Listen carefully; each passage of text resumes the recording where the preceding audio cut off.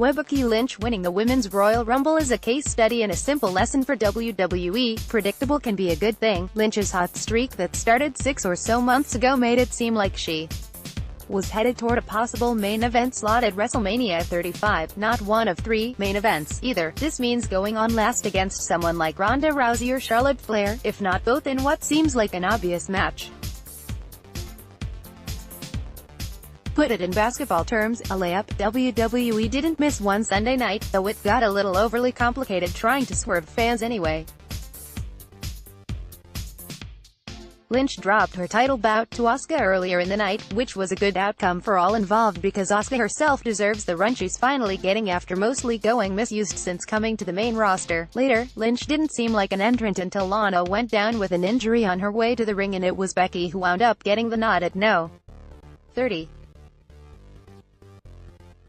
They then tossed in an injury angle at the end to muddy the potential outcome, but everyone knew, the man at Becky Lynch, you know what this means.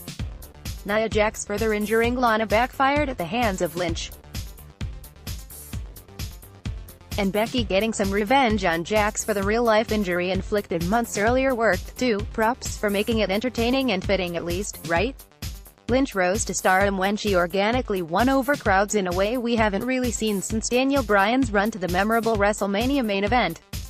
Over this time span, Lynch endured a brief character botch presumably from her bosses backstage before embracing the man persona.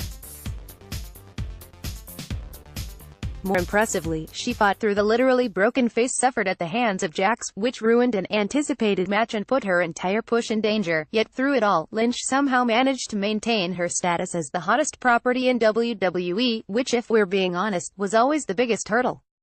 She was the proverbial lightning in a bottle WWE smartly rode, but time itself was always going to be a problem. Could she remain that hot all the way through to WrestleMania itself? It's clear now the only correct answer is yes.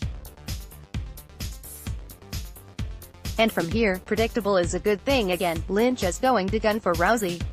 It's again the only correct answer.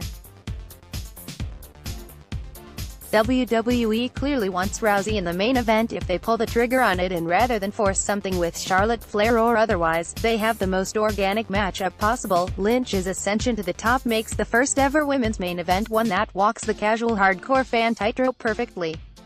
They have had the proper run-ins and comments about each other for months, both of which will only improve as it gets closer.